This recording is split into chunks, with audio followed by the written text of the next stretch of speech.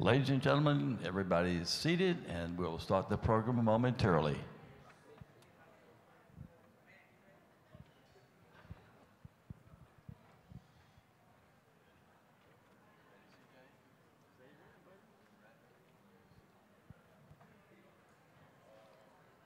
Ladies and gentlemen, we'd like to welcome back your chair for the 2018 Virginia Realtors Convention, Tanya Monroe.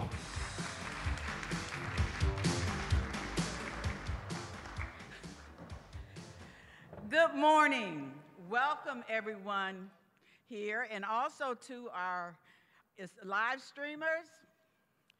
Today, day 2 of Accelerate 2018. My name is Tanya Monroe, and I'm your 2018 Convention Chair. I hope you all have been enjoying your time and learning a lot here in Norfolk. I'm excited to introduce this morning our first speaker, Matt Thornhill.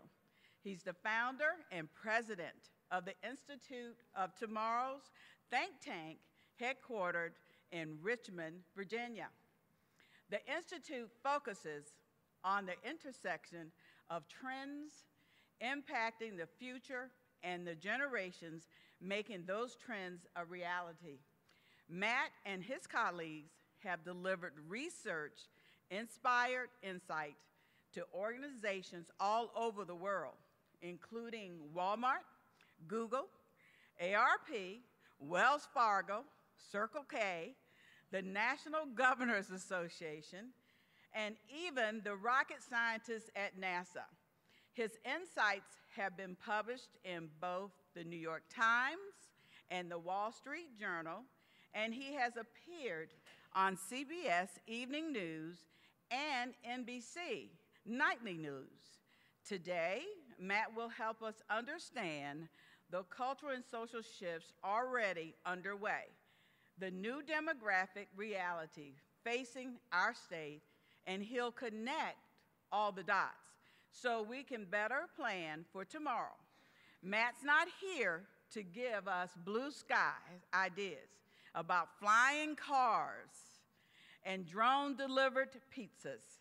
Instead, he'll talk about the future we already know and what we can do about it today. Please join me in welcoming Matt Thornhill.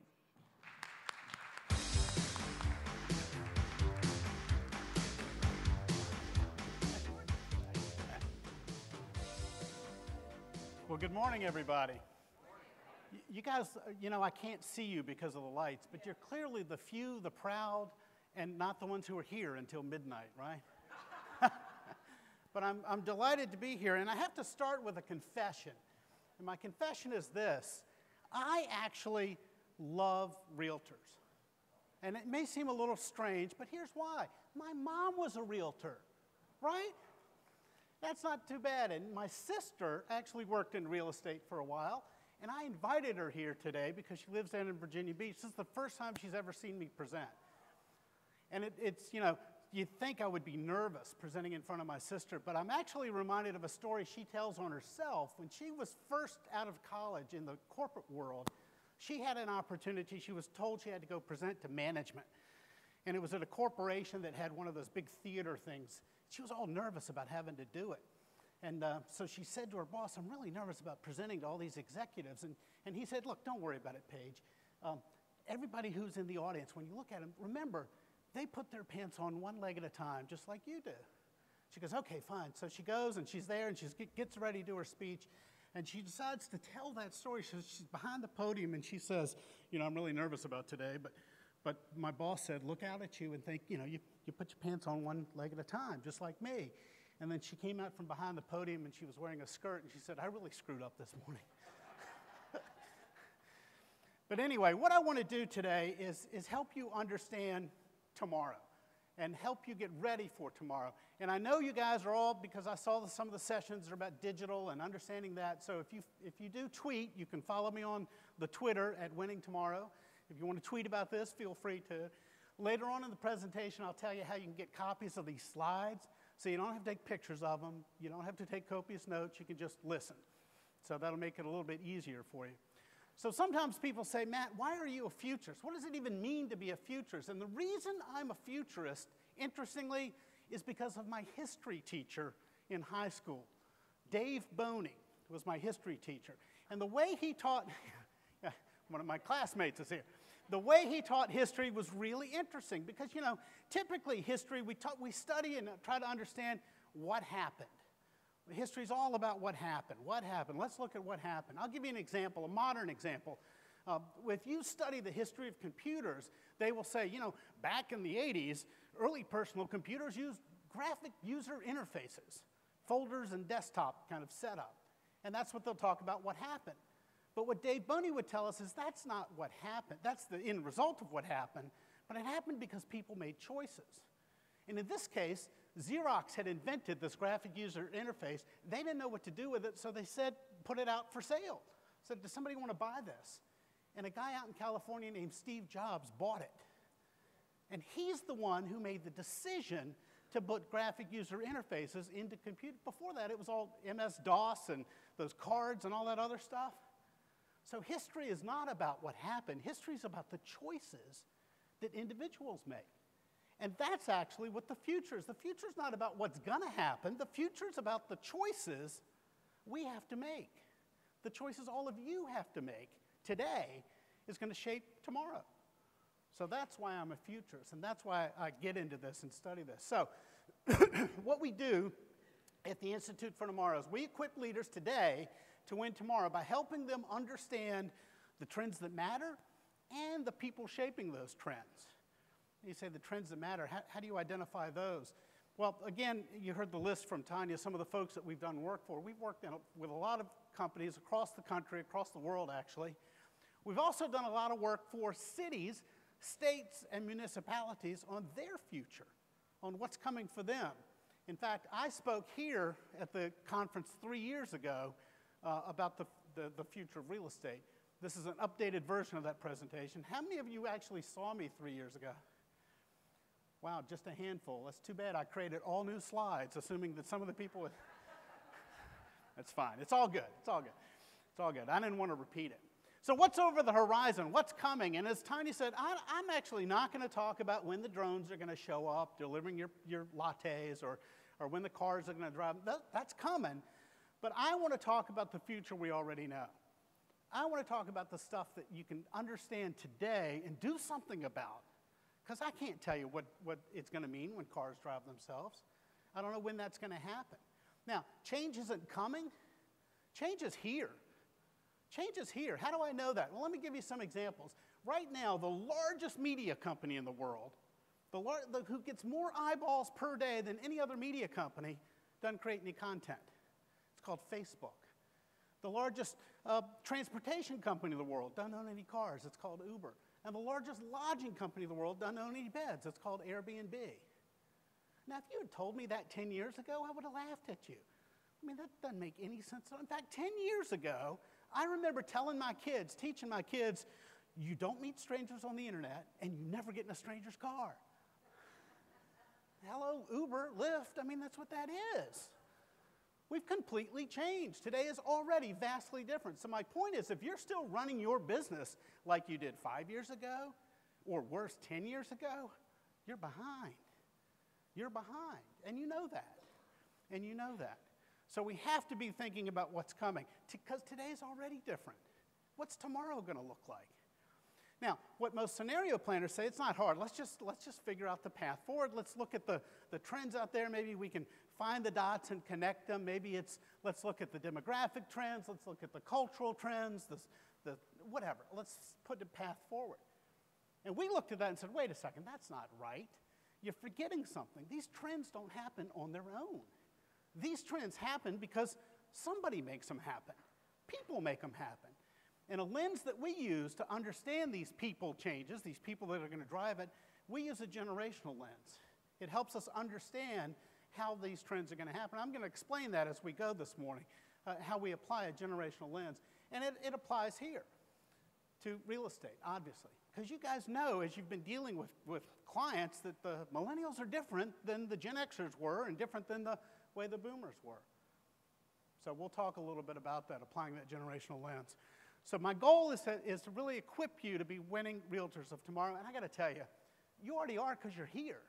The fact that you're at this conference tells me you already are doing one of the key things we think realtors need to be doing.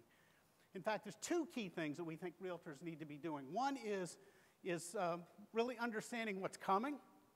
So what's coming is we're going to all get blockbustered, right? We're all going to get run out of town because robots are coming and websites are coming, and they don't need realtors anymore. No, not necessarily.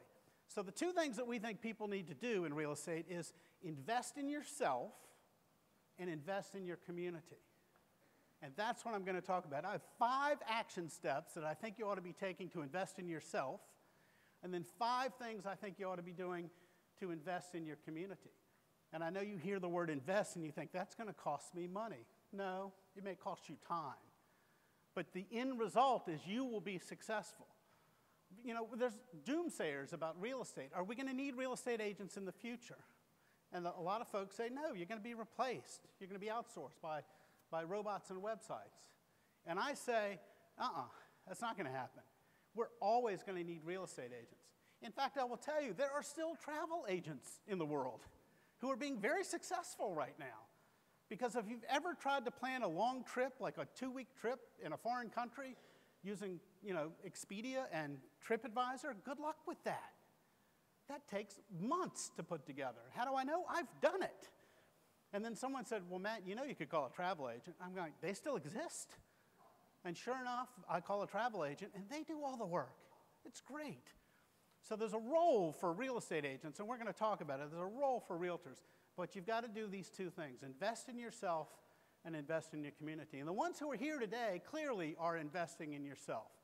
Your compatriots who don't come to conferences like this are the ones that are going to be left by the wayside. There is going to be a shakeout in real estate, and the best are going to be the ones that succeed long term. So let's talk about investing in yourself. So you with me so far? All right. So the 5 things I'm going to go through are location, track the trends, leverage the tools, relate to today's client, and be even more professional. These are all under invest in yourself. So let's start with location, location, location, the old adage about real estate. But do you know all of the dimensions of your particular location? Because Virginia is one state with many different locations, and your community has got many different aspects to it.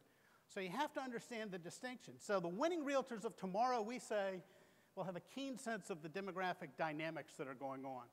So let's start big and kind of work our way down, if you will. So we'll start with Virginia. Virginia's growing. Virginia is one of the handful of states that's projected to grow over the next, from now till 2030, by about another 1 million people. 12% growth now to then. That's pretty good, except that growth is not going to be equal. That growth is not going to be equal. It's not happening all across Virginia. It's happening in pockets of Virginia. And we know that. You know that from being in the real estate business.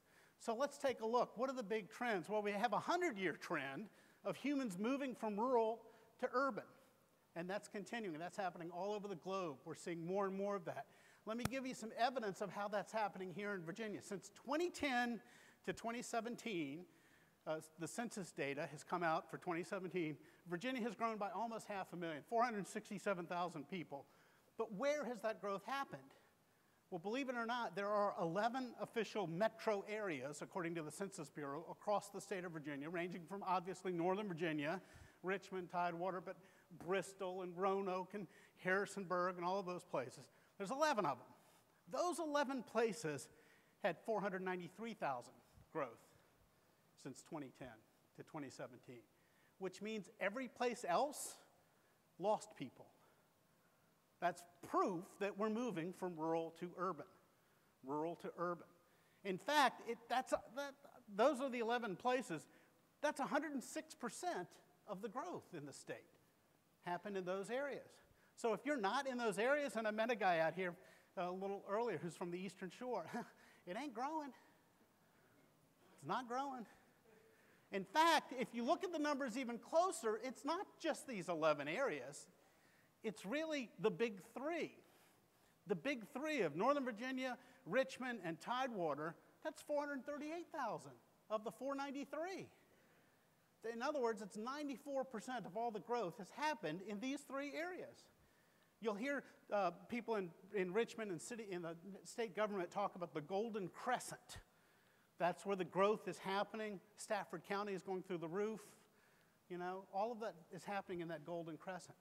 It also goes down 81, where Roanoke is, and Harrisonburg. They're experiencing some growth. But the point is it's not everywhere. That 12% growth may not be happening in your neck of the woods. So you've got to be mindful of that. You have to think about long term, what does that mean for the future of my real estate business? We're not going to have 12% growth, at least not here. So what's it going to look like? In fact, since 2010, those blue areas have declined in population, and we're going to see more of that. We're going to see more of that. So it's real important. Now, I'll tell you, I'm not the genius that figured this out. You guys can go find out yourself. You can get down to like zip code area information by just going to the Cooper Center at the University of Virginia. It's the resource that they make available. In fact, governments around the state use it. You should be using it. You should look at the data and see what it says about your particular community, even down to the zip code track and neighborhood track. They can help you with that. And if you can't find it on their website, contact them. They'll help you. They're there to help. And they're paid for by the state government. So they're willing to help. So the Cooper Center is a great resource for investing in yourself, so to speak. The second thing is really deeper into location, is to understand the trends of these demographics. It's not static, it's changing. It's changing, and the biggest change we have happening in Virginia, it's happening across the country, is that we are growing older while we're not having enough young people. America over the next 20 years is going to go from about almost 50 million people over 65 to 75 million people over 65. It's the baby boom generation reaching that threshold, because every day 10,000 more baby boomers turn 65. What it's going to mean is that everywhere in America is going to look like Florida today. Florida has got 1 in 5 people over 65. Virginia's going to have 1 in 5 people over 65. What's that going to look like? Well, today in Virginia, driving around on the roads, about 1 in 7 cars has got a 65-year-old driving. By 2030, it's going to be 1 in 4. We need driverless cars, right? Get us off the road. Demographers talk about the population age pyramid because since the beginning of time, we've always had more youth, fewer make it to young adult, and then we get midlife, and yeah, we get people to 80, 90 and above, but not very many. And they'll put it on a chart. They'll put men on one side and women on the other, 5-year increments, and they call it the population pyramid or triangle. This is America in 1960.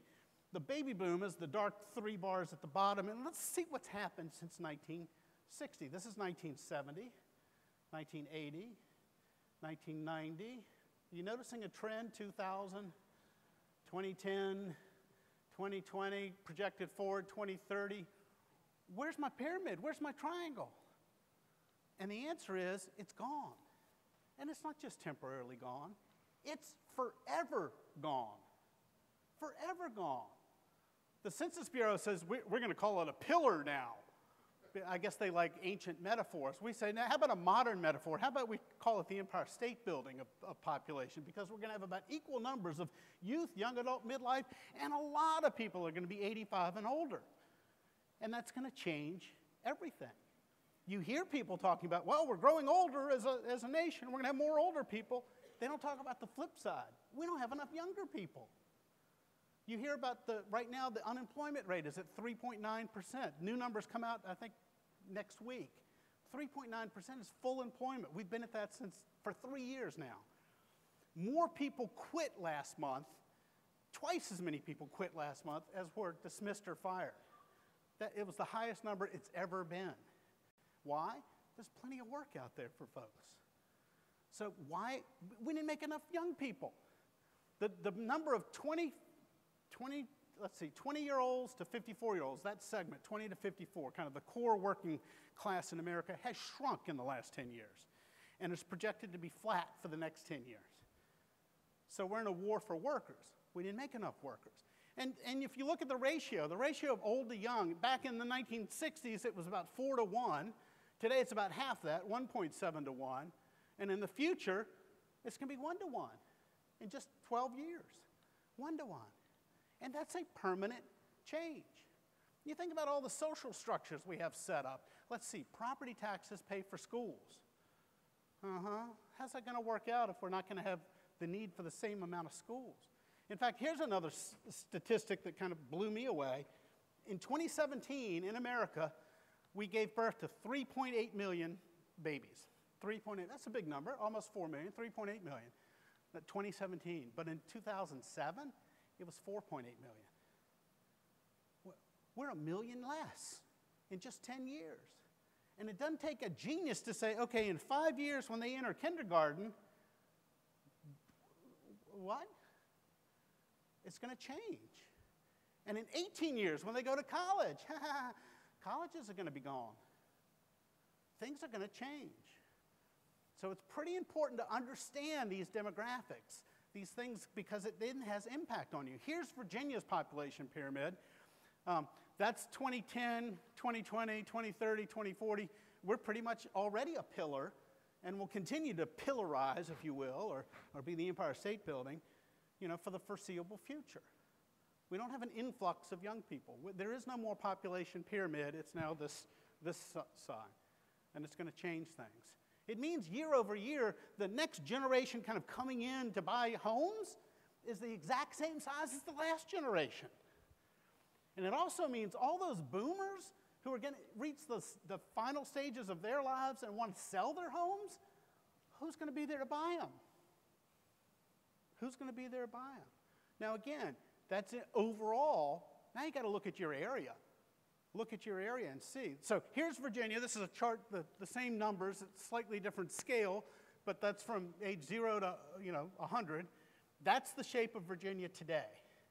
And let's take away the numbers and just leave let's take away the numbers and look. So that's the shape. So now what Cooper Center did is they looked at regions of Virginia to say how does this area of Virginia shape up compared to the overall state. So here's the overall state shape. Here's central Virginia. Here's the Richmond metro area. And you can see it's pretty much the same as the state, so that's okay. Richmond is kind of representative of the state. Here's northern Virginia. Northern Virginia is a little bit different. It's a little thicker around the ages 20s to 40s and a little bit lighter in the older age. Because I think when you get older, you don't want to live in northern Virginia and deal with the traffic, so you move out, right? Here's the Tidewater area. Look at the Tidewater area. It's got a different shape. It's really blown out at ages 20 to 24. Anybody know why? It's the Navy. It's the military. All the military here has blown out that number. And that number's probably going to stay pretty good unless bases close. So they've got a different shape. How about our friends in the northern neck and the eastern shore? What the heck shape is that? That's a mushroom cloud. All right? I mean, in 20 years, when that top level have all passed away, who we got left? It's going to be a skinny little pillar. So they're already there. How about out in the Roanoke Valley where Virginia Tech is? You can see, well, the impact of those students. The 20 to 25 line is big. But again, we're already at that shape today. It's going to only get more like that. The Highlands and Northern Valley, again, you have a little bump out because of Harrisonburg and James Madison. Southwest Virginia is also a strange shape. I'm not sure what that is, not quite a mushroom cloud. And then South Side Virginia, same thing. The point is that you really have to drill down to see what's happening in your neck of the woods so you can figure out how to respond to it. Or what do I do about it, if I can do anything about it. So let's drill down actually into Richmond, because it's interesting too when you start looking at, I said Virginia is going to grow by 12%, right, overall between now and 2030. So here in the Richmond metro area I took a look at, and I looked at the different ages and found that, yes, they're projecting about 12% growth for RVA area. But where's that growth going to come from? Interestingly, that growth is not coming from people coming to Richmond, as much as we like to think it is. It's about 150,000 people, but 90,000 of it, 89,408, is just the 65 and older crowd It's people not dying. It's not people coming. It's people living longer and staying more. Only 25,000. That's only a 3% increase in the 20 to 64 segment. 3% over the next 12 years, or 15 years in this case, is not big growth. That's pretty stable. That's not a whole lot of new houses, is it? And that's for Metro Richmond. The point is, even when you see a number like for the metro areas, it's going to grow by 12%. Really what's happening is that our growth is not more people moving in, it's fewer people moving on.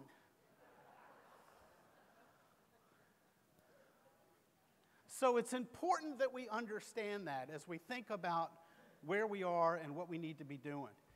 And even it gets down to more local level demographics. You've got to look down to your particular region. In Chesterfield, since we were in Richmond, let's go down to Chesterfield County, very populous county, growing county. From 2010 to 2017, it grew from 316 to 340, and the projections it'll be 395 by 2030. 55,000 more residents. That's awesome. But who's coming, and where are they going to live? And does the county even know about it? Because this is what the Census Bureau is projecting. Where'd they get their numbers from? Well, they're doing math over here on the side, looking at past things and people moving in and death rates and mortality and all of that stuff to figure it out. But I remember when I saw this number, I live in Chesterfield County, so I happened to run into the supervisor at a meeting, and I said, hey, where are the 55,000 people who are moving? Where are they going to live? Is it in your comprehensive plan? He goes, yes, it is. I said, really? He goes, no, I have no idea. I mean, he was honest with me, because the last time they updated their plan was in 2012, and fortunately they decided to update it. So last year they started updating their plan. They said it's time to update it. We got to look and see where we are going to put all these people. So they went. You can go online and search, and you can see their comprehensive plan update. And they've got draft versions of the comprehensive plan out there, and they have a chapter on neighborhoods and housing, where they're laying out, here's where we think people are going to live. So that, as a realtor, I'm thinking, this is pretty good. Now I can figure out exactly where I need to be investing my time, where the opportunities are, because the developers have talked with the Planning Commission. The Planning Commission's talked to the supervisors. Who's ever writing up this comprehensive plan has gotten engaged. And they put it out for public notice, and here's the best thing about it. Who's commented on it? The Richmond Association of Realtors have. They've read the thing and said, have you thought about this? Have you thought about that? This is what I mean by investing in yourself and understanding the numbers and understanding what it means and getting involved. This is terrific. Richmond Area Association of Realtors is all over this comprehensive plan. My question to you is, are you all over the comprehensive plans in your communities? Do you know what's happening? Is it up for the developers to shape it, or can you start shaping it? And we'll talk more about that in a little while. But that's what we say about you've got to drill down and really understand the trends, even down to the local housing preferences. Yes, everybody would like to live in a tiny home. We've seen the fad. I mean, it's a big thing across. But seriously, what are the trends in your particular neighborhood? And I will tell you, we did a study for the state. We did this for the Office of Intermodal Planning and Investment. I don't even know what that means, but it had to do with what kind of roads we need to build in the future. We did a research project for them. And they asked us to go survey people across the country about moving. When you move more than 150 miles, so ideally from out of state into state, what are you looking for in an ideal neighborhood? And we had a whole set of attributes that we asked about. And one of the top things that popped up was that people said, I really want to live someplace where I have access to stores, restaurants, and services close to my home within about 15 minutes. And I would love to be within about 15-minute commute of my work and or my school. Those were the top two answers. People want a 15-minute livable community, if you will. And that's what we see in our research, so that people want to be access to services, their home, their work. They don't want to be out on the interstate. They want about 15-minute travel time, and it can be on foot, by bike, by transit, by Uber. Just about 15 minutes is the ideal setting that people want. And that's consistent with what the National Association of Realtors has found in research they've been doing now for well over a decade, where they've been asking a question about what kind of community type do you want? Community A, where houses are large, have large yards, and you have to drive to places you need to go, or community B, where houses have small yards and it's easy to walk to places you need to go. look at the preference change from 2004, actually from 2011 to 2017. That's a huge shift. We've changed in what we want. And it's from boomers who are getting older and don't want to deal with the highways. It's from millennials who aren't even wired to be out on the highways, who don't even have driver's licenses, for heaven's sakes. You know? And it's the Gen Xers who want to have a work-life balance, so they're not out on the highways. So what we're seeing is people want to live in these 15-minute livable communities. And developers are smart. They're all over that. In fact, in Richmond, our Regional Development Planning Commission has identified 14 different activity centers, they call it, throughout the city. It's not downtown. There's 14 different places around the city where people are doing it. And developers are all over it. Like there's this new product called Libby Mill Midtown that's going to be built out over the next 10, 15 years that has housing, apartments, condos, townhomes, and then it's got office building, it's got retail, it's got everything. And you can walk to all of it. And those are happening all over the state. That trend is just beginning. It's going to continue to happen all across the state. So that's what I mean by you have to really understand your universe. As big or as small as it is, you got to look at it and say, what's happening in my community? And go get the data and look at the data and plot it out. Investing in yourself to understand those trends is going to give you a leg up on everybody else. So know your universe. Know those trends. The third thing, here's the trick. All right, so if you want the slides, I see a lot of you have your phones handy because, you know, it's 2018 and we have our phones handy. Open up your message app, and if you send a text to 66866, text in the word tomorrow, you will get, tell you what to do, and you won't get the slides tomorrow, but you'll get them next week. We'll send you the slides next week. So just open up your app, put in 66866, and text the word tomorrow. And I have a question for the back. Is there any way for me to get a clock up here or running time, or because I don't have? Thank you. That was very helpful. Okay. All right. So let's talk about the next thing. Leverage the tools. Again, I looked at the schedule for this event and said, man, there's a lot of sessions on how to leverage the tools, and that's great. And the fact that you're here investing in yourself to make sure you understand all the tools is important because today is very different from yesterday. I found this ad and said, that's incredible. You know, it's a different world today. So we have different tools. We have different tools that we can use. And that's really the point that we have to understand is the tools really have changed from when my mom was a real estate agent.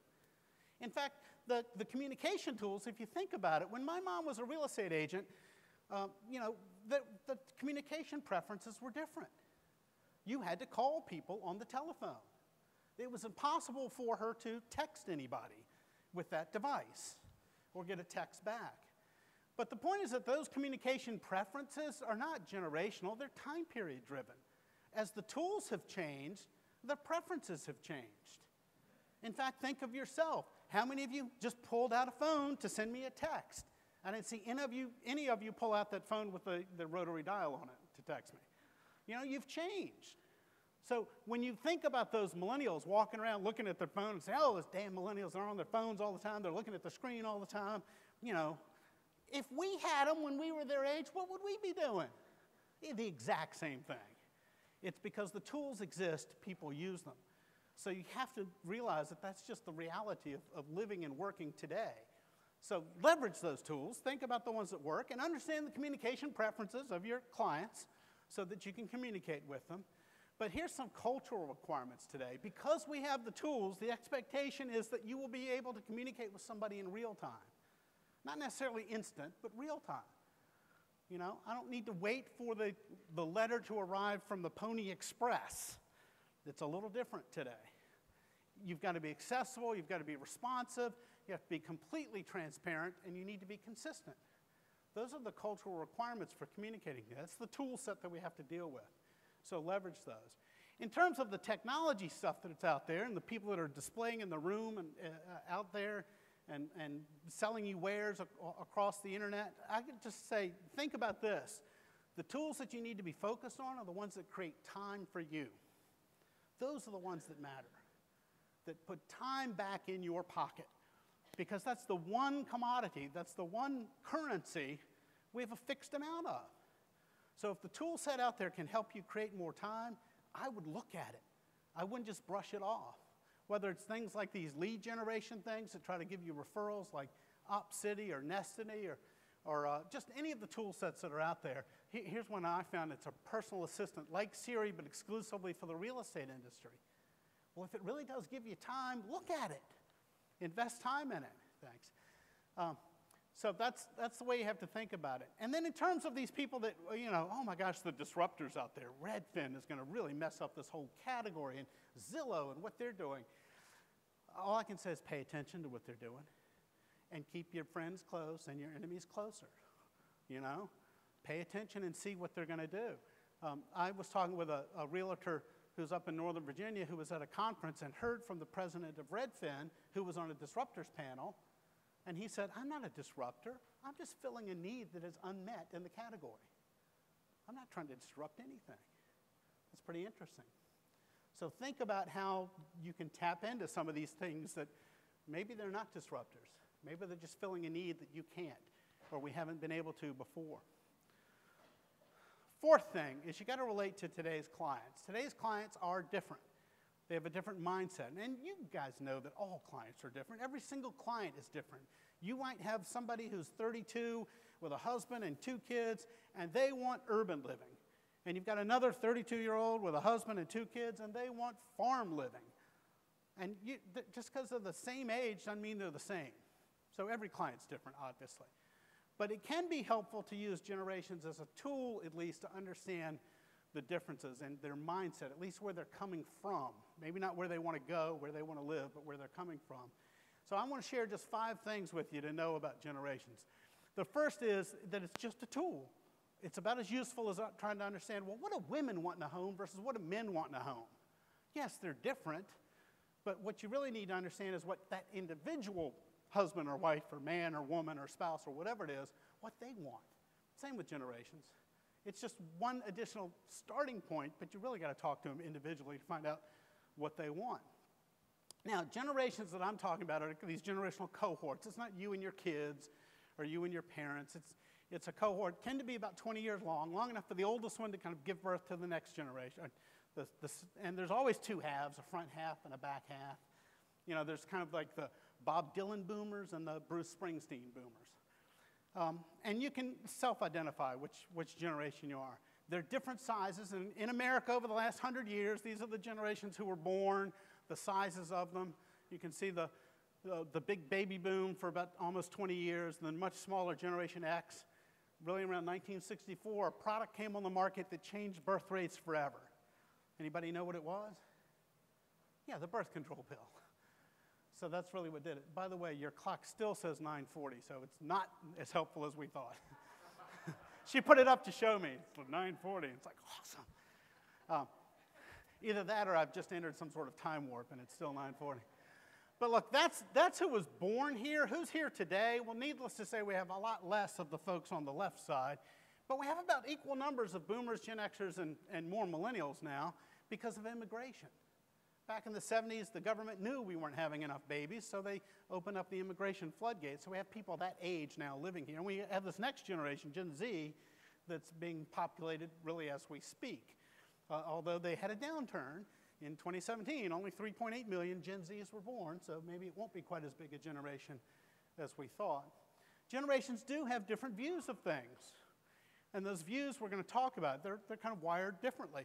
And part of this is not, we get caught up, people talk about generational stuff as if it's psychological.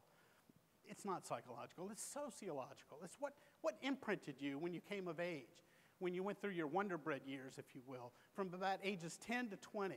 Whatever events were happening in the world and society and culture shapes you and shapes the generational values. And each generation goes through those wonder years at a different time and place in history.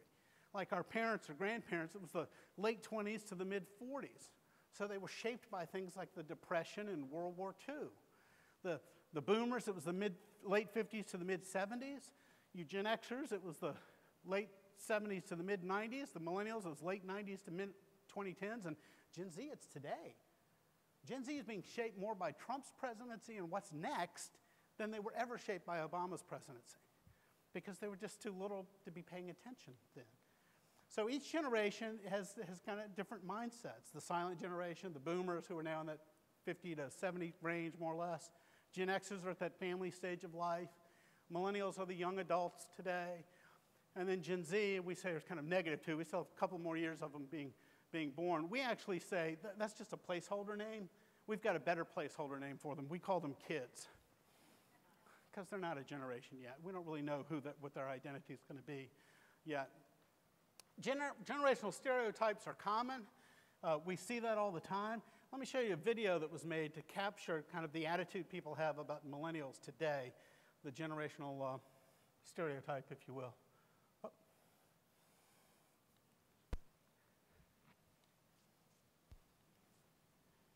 Ding, ding, ding, ding, ding, ding, ding, ding. There he sits inside your local coffee shop, sporting a man bun and facial hair. Somehow he believes, although he has no job, that by his 30s he will be a millionaire. M-I-L-L-E-N-N-I-A-L. Gotta love millennials. M-I-L-L-E-N-N-I-A-L. Gotta love millennials. She posts lots of selfies on her Instagram with the quote that's inspirational. Hopes to change the world while wearing yoga pants, armed with her dreams and knowledge of essential oils. M-I-L-L-E-N-N-I-A-L. Gotta love millennials. M-I-L-L-E-N-N-I-A-L. Gotta love millennials. 27 years old, trying to make it on their own. Maybe stop by leaving your parents home, but maybe we're just wrong. Criticism isn't easy for their ears. They feel like they know most everything. See, they grew up with undeserved confidence, 'cause they got trophies just for participating. M-I-L-L-E-N-N-I-A-L. Gotta love millennials. M-I-L-L-E-N-N-I-A-L. Gotta love millennials. In a couple of years, we will have to pass the torch. In a couple of years, they will be in charge, and one will be our president. Oh no. M-I-L-L-E-N-N-I-A-L.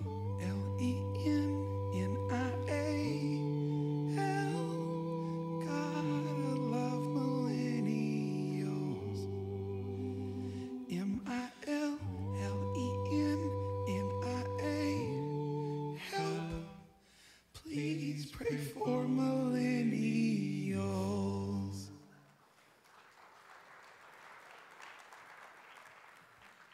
Yeah, it's very clever, it's very funny, it's based in some truths, but it's also not accurate. It's not accurate. That's not who that generation is. Part of the issue is that we tend to look at this generation and judge them based on how they're behaving at age 25. And again, one of the things that social scientists tell us is the way we behave at 25 is often because we're 25, you know? And what's the word that you hear associated with this generation at age 25? What's the word we hear about millennials? They're so entitled. How did I know you were going to say that? Because everybody says it. But here's the deal. Actually, that's not a generational trait of theirs. That's a generational trait of boomers. We still act entitled at our advanced ages. But it's also a trait of 25-year-olds. 25-year-olds have finished college, finished their education, entered the workforce. They don't know what they don't know because they're only 25. They think they're going to make their first million by the time they're 30 or run the company by the time they're 30, and they just don't know. In fact, back in the day, back in the 90s, when it was the Gen Xers entered the workforce in the early 90s, we had a name for them. Do you remember that? What that generation was called at 25? A bunch of slackers. Do you remember that? And how about us boomers when we entered the workforce? Back in the, what were we? Hippies. And those traits are not true of the generation. That's age-based. So we got to be careful with this generation stuff. Sometimes the reason that we're behaving the way we do is because of our age. You know, I'm a different person at 58 than I was at 28. I'm 20% more person. But we're different. We're different, right? And here's the last point about generations. It's not our world anymore, it's theirs. There are more of them, and they're going to shape our society and culture. There's more of them than there are us, and according to the Census Bureau, there'll be even more as more immigration, and we start exiting the stage left, I guess. And they're already a third of the workforce, and by 2025, they'll be about half the workforce. And I'll talk a little bit more about how they're shaping society in just a few minutes. So let me step back. So boomers are at a stage of life where we're not done yet. In fact, we know we're getting older, so we're not searching for the fountain of youth, but we are searching for something else. We're looking for the fountain of vitality. In fact, we say that boomers are going to spend the rest of their lives investing time and money in trying to stay vital in all of these different ways.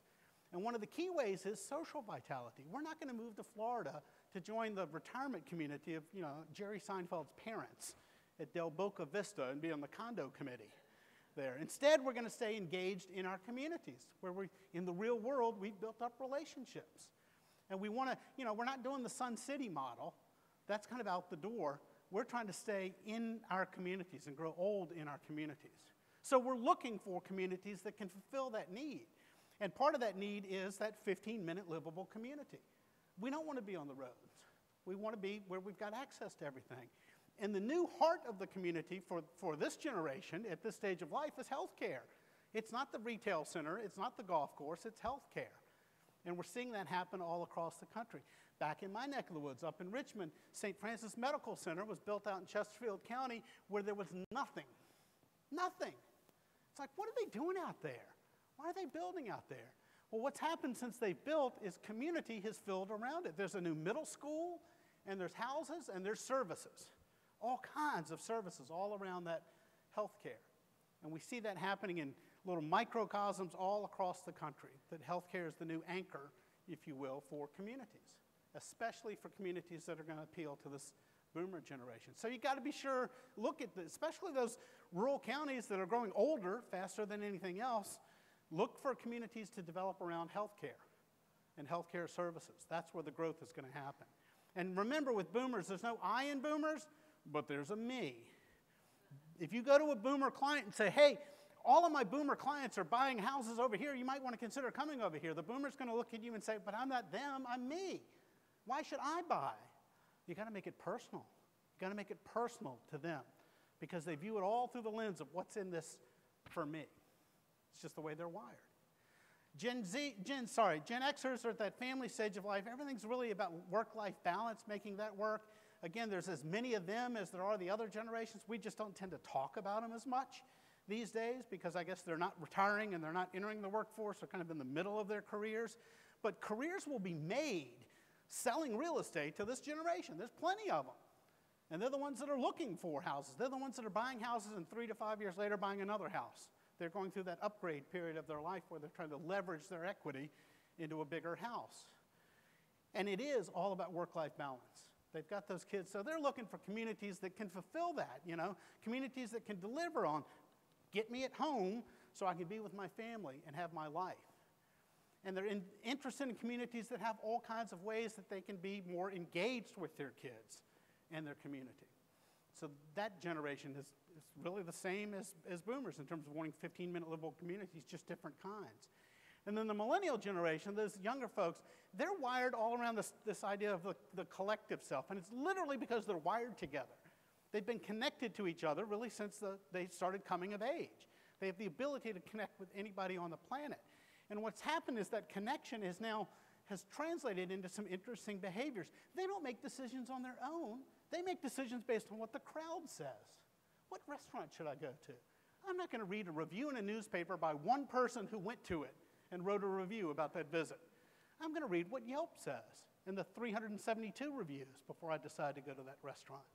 And it's really this idea that the wisdom of the many is better than the thoughts of the few. And that's found its way into their kind of overall orientation. They don't make decisions by themselves. So if you come to them as a real estate expert and say, hey, let me tell you what, you should live in this community. I know all about this community. And they go, what do you mean you know? Let me see what the reviews say about the community. What do they say about it on nextdoor.com? You know, how do I find out more about it? Because you're not the the expert is all of us. All of us are the expert. They tell us in surveys that they want to live in an urban area. What they really want to live in is an activity center. They want to live where they have access to everything and they can live together. They've invented ways to stay connected, so they invented all of these technologies, and we have followed. This is what I mean by they're shaping our society and culture. We use all of these tools now. They're hyper-collaborative because, again, decisions were made by the group, starting in middle school when we put them on group projects. You don't earn the grade, the group earns the grade. So it doesn't matter if you don't carry the weight. So they're very collaborative, and now that's found its way into the economy. I don't have to own it, I'll just share it. So it's interesting how this being connected has transformed life, basically. So here's the deal. What it means is they're all wired about community. And community can be the global community, like climate change or world hunger, but it's also the local community. The farm-to-table movement is from them. So what it means is community is very important to them. That 15-minute livable community is as important to them as anybody else. So the net of all of this about know the mindset of the client today is your clients are more alike than different. They may be different generations, but they all want the same thing. So it's no wonder when we do research or when NAR does research and finds out what kind of community types people want, they're all the same. That's just how we've shifted. So understand that. And the last point is to be even more professional. You guys obviously are the cream of the crop or you wouldn't be here. You wouldn't be here at this meeting. And yes, we're concerned about, oh, wow, what's going to happen when automation comes? There's a website called, well, let me back up. You remember that song back in the 70s, Mama, Don't Let Your Babies Grow Up to Be Cowboys? That was the warning. Well, now there's a website called Will Robots Take My Job? A study done by Oxford University in England where they predicted out based on the next 20 years where automation is going to come in. Here's my advice. Do not let your babies grow up to be accountants because 94% of accountant jobs will be gone. In fact, if you type in accountants, you scroll down on that page, it says, you are doomed.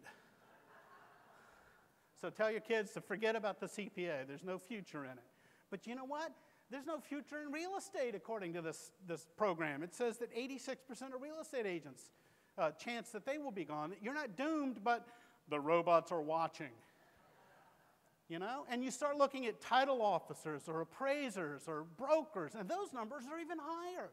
They're all going to be replaced by automation, according to this research. You know, brokers out the door, forget it. We're not going to need them. That's pretty interesting. By the way, you should still let your kids grow up to be cowboys. Only a 5% chance that they will be replaced by robots. The point is that robots are the future, but they can't do what you do. And what is it that you do better than robots or websites? You give advice. You deliver advice that isn't available elsewhere. And guidance. On-the-spot advice based on this particular house in this particular neighborhood. Because the house next door, you'd give different advice to. And Zillow can't do that. Redfin can't do that with the way that they do it. You professionals deliver advice not available elsewhere. And as a result, you need to leverage those relationships that you've spent your career building up with all of the contractors, all of the people that provide services to people in homes, because that leads to leads. And all of the partnerships from the loan officers to the lawyers to whatever, accountants, the things you've been doing, you got to keep doing because that's where the business comes from. Yes, you could tap into OpCity and some of the other lead source places, but where does your business come from today? It comes from the work that you do in building relationships, building partnerships, and having satisfied clients who provide word of mouth for you. No robot or website can ever out-professional you. And if you are more professional, and schedule appointments and keep appointments and do the things that you've always done to be successful. That's going to stand out in this world where robots and websites are trying to do it for you, because they can't. They can't. So, those are the 5 things investing in yourself. The next section's not going to take as long, but it's as important, and that is investing in your community. What are some things you need to be doing to invest in your community? Here's the point. Your livelihood depends on your community. It depends on the community. If you sell a house into a neighborhood and over the next 10 years watch that neighborhood go down the tubes, you're not going to make as much money when you resell that house, are you? It's in your own best interest to make your community the best it can be. What are you doing to do that? What should you be doing to do that? So here are 5 things you ought to be doing. One is either become a leader in your community, or at least be a first follower. I'm going to describe what that is in just a minute. But look, think about it. We typically turn this over to the developers to be the leaders because they're going to develop the whole thing. We're just going to sell. But they move on. They leave. You're the one that's going to tap into that neighborhood and resell in 3 to 5 to 7 years. So it's in your best interest to make sure that that community stays as successful as it was when it launched. So you sell and then you stay to sell again. You're much more invested in that community than developers are. But who's on all the commission boards? Who's engaged in the community? Developers are, not realtors, not to the same degree. They need to be. You need to be. That's the opportunity that we see out there. You know, what role are you personally taking in shaping the future of your community? Now, Ted Turner had a great quote. It was a sign on his desk that said, "Lead, follow, or get out of the way." And when I'm talking about leading, I'm not talking about leadership, the noun. I'm talking about leading, the verb. And the verb to lead is to guide physically, mentally, to influence. And you start to think about all the ways that you lead in your life today. You guys are leaders all day, every day, in all sorts of different ways. You look at all the different ways to describe leadership, you know, manage, drive, find a way, persuade, quarterback, motivate, prompt, shepherd. You do all of those things in every aspect of your life. But do you do it for your community? Are you looking at ways to do it in your community? So let me give you some advice about how to do that, about leading, following, and maybe getting out of the way from a dancing guy. Watch this little short video about leadership. If you've learned a lot about leadership and making a movement, then let's watch a movement happen start to finish in under 3 minutes and dissect some lessons. First, of course, a leader needs the guts to stand alone and look ridiculous. But what he's doing is so simple, it's almost instructional. This is key. You must be easy to follow. Now here comes the first follower with a crucial role. He publicly shows everyone else how to follow. Notice how the leader embraces him as an equal. So it's not about the leader anymore. It's about them, plural. Notice how he's calling to his friends to join in. So it takes guts to be a first follower. You stand out and you brave ridicule yourself. Being a first follower is an underappreciated form of leadership.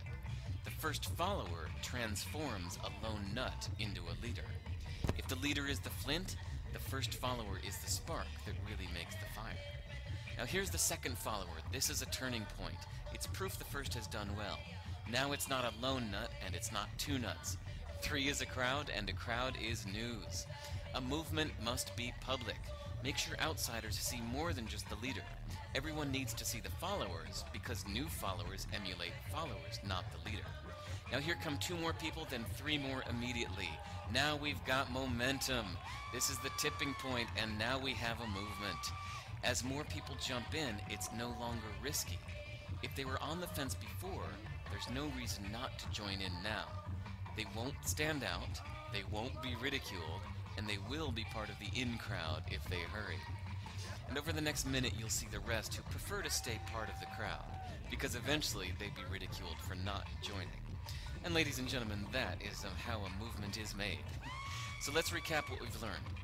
If you are a version of the shirtless dancing guy, all alone, remember the importance of nurturing your first few followers as equals, making everything clearly about the movement, not you.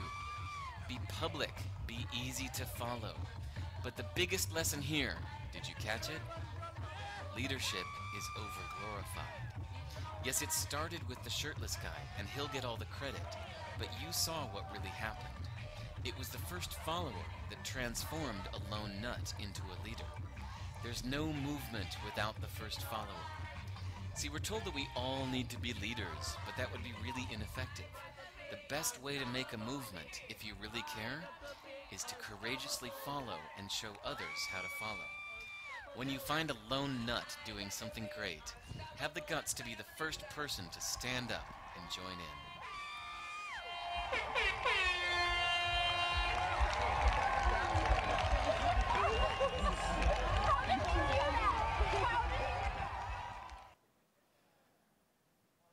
So the lesson there is, if you see a lone nut out there doing something, have the guts to be the first follower. You don't have to lead everything, but look who is doing something in your community that you can glom onto and help them move forward and be a first follower. Just get in the game when it comes to your community. It can be a politician, it can be a local volunteer, it can be anybody who's doing something that needs your support. And you can help make a difference in your community and move it forward so it doesn't fall behind.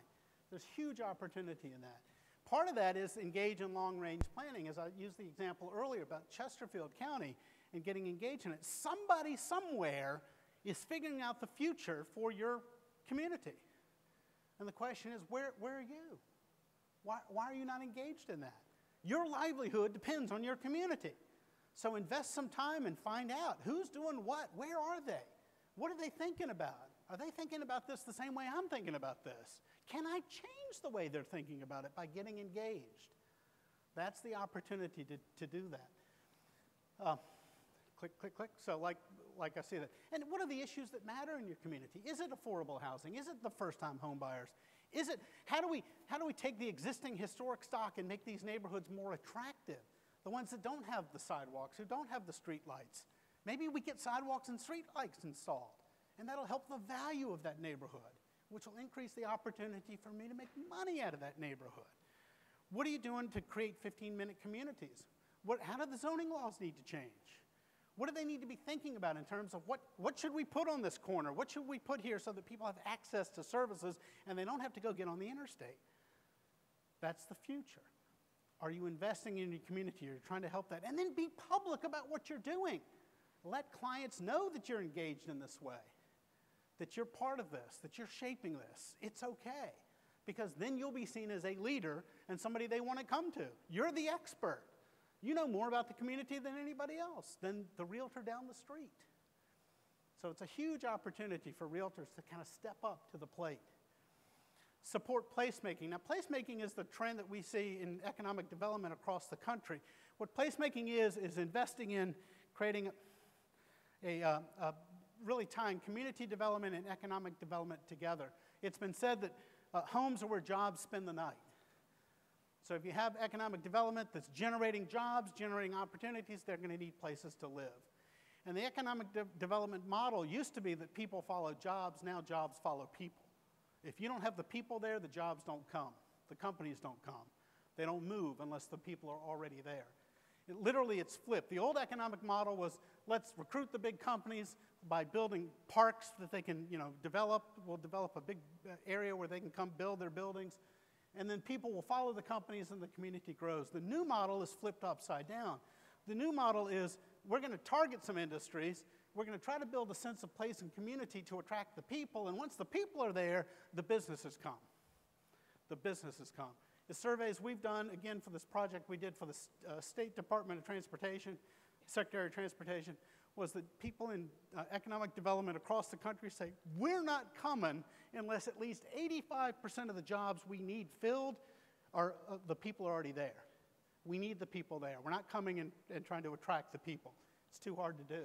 So communities are investing in placemaking, and placemaking is putting in infrastructure, things to do, trails and venues and all that kind of stuff, and they're investing in festivals, places to go and things to do. Those are really what placemaking is all about. The question is, what are you doing about placemaking? Could you be encouraging some of these things? I'll give you an example. In Roanoke, Virginia, out Star City, as it's famously known, they decided they needed to do a different approach needed to do more placemaking.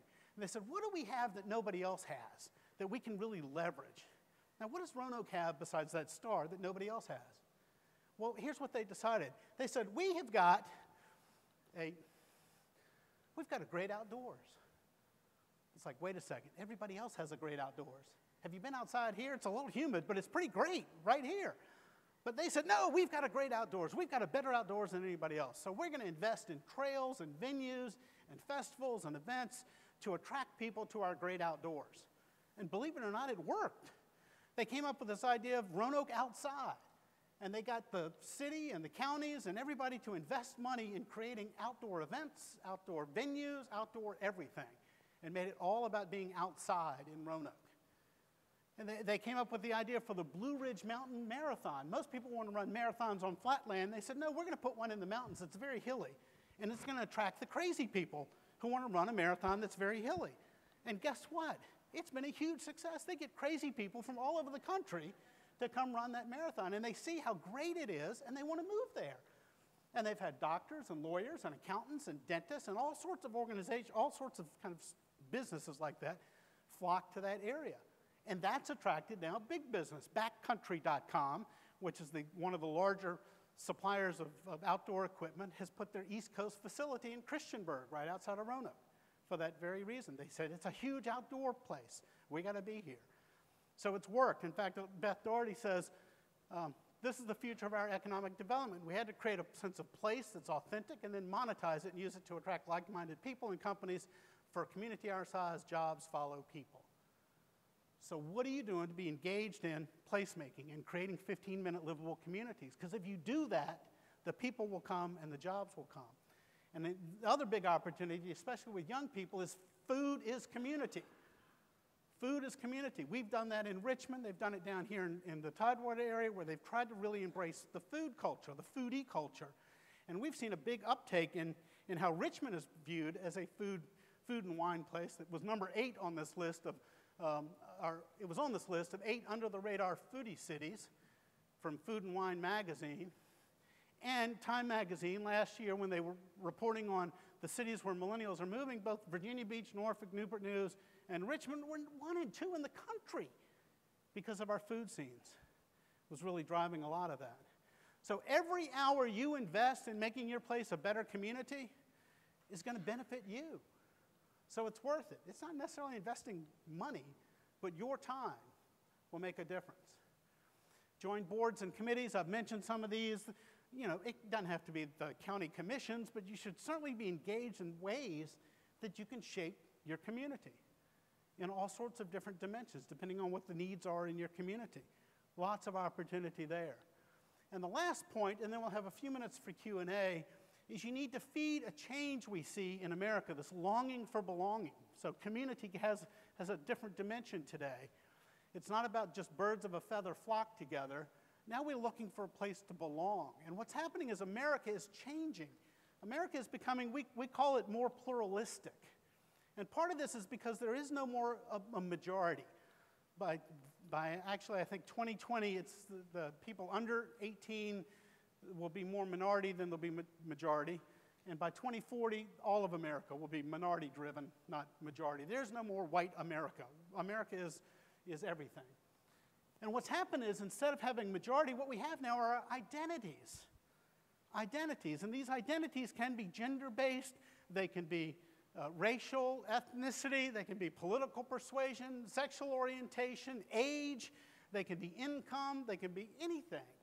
And everybody's looking for a place to belong, an identity that works for them. It's like we're no longer a melting pot. We're now a Japanese bento box, you know, where every compartment has its little place. If you think about it, the choices used to be binary choices, men, women, and now it's multiple choice. You know, old, young is now 4 generations. You can self-identify your race. Even the protest movements are not single-minded. They're multiple choice. What are you protesting in Washington? Well, I'm there to protest economic issues. I'm there on ethnic issues. I'm there on cultural issues. And yet everybody belongs. Everybody belongs. So what does that mean? It means that the winning organizations of tomorrow are for everybody. Everybody. The winning communities are for everybody. You've got to be a big tent where everyone can belong. Now let me show you a video that kind of captures this attitude. It's from a TV network in Denmark. They put it together because Denmark has got people that are looking for places to belong. And they've put themselves in boxes. And that's the name of this video. Let me show it to you.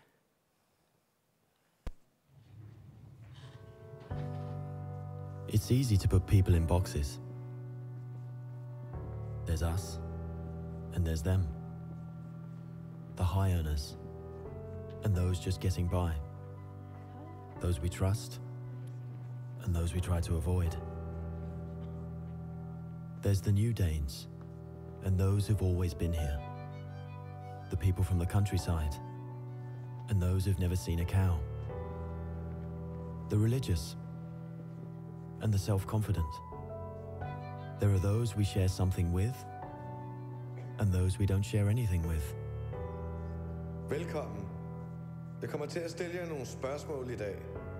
Nogle af dem kan godt være lidt personlige, men jeg håber, I vil svare ærligt på dem. Hvem herinde i rummet var klassens klovn?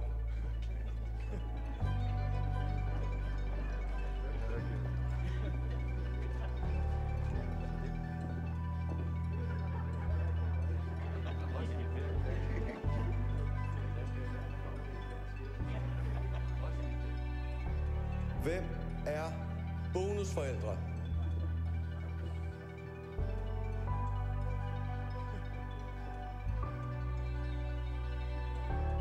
And then suddenly, there's us. We who believe in life after death. We who've seen UFOs. And all of us who love to dance. We who've been bullied.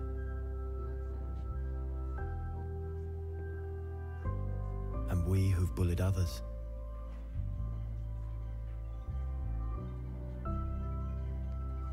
And then there's us, the lucky ones who've had sex this past week. We who are broken-hearted. We who are madly in love. We who feel lonely.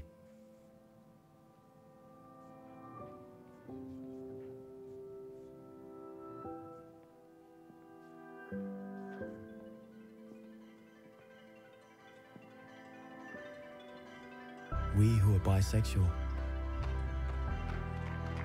And we who acknowledge the courage of others. We who have found the meaning of life. And we who have saved lives. And then there's all of us who just love Denmark. So maybe there's more that brings us together than we think. TV2 Denmark. All that we share.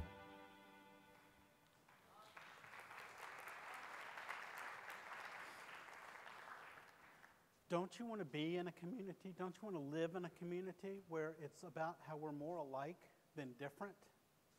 And what are you doing to help shape that community so it is that community? That role, that doesn't just happen. People make it happen.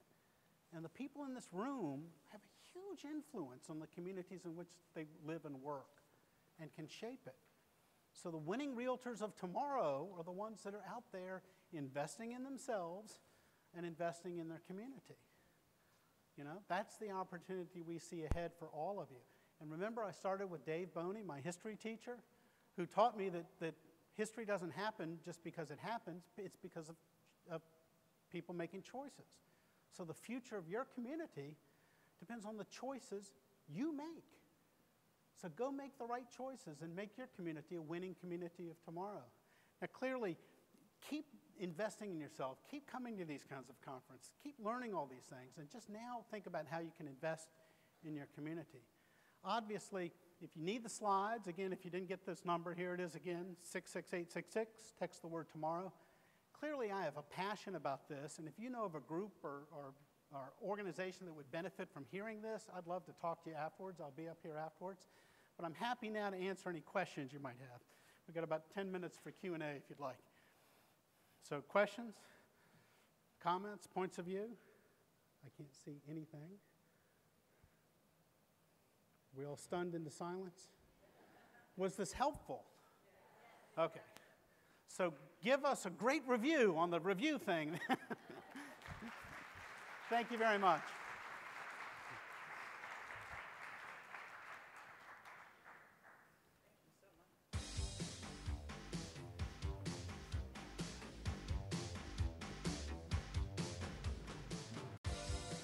Wow, thank you, Matt, again. Let's give him another round of applause. Day 2 is off to a wonderful start. Thank you, Matt, for providing us with insights we can implement into our business strategy. At this time, we will take a short break and reconvene at 11 o'clock. Short break, 11 o'clock, where we will hear, and you need to come back and hear Lee Biderecki on healthcare options, and we need to hear him, opportunities for realtors across the Commonwealth. Enjoy your break and don't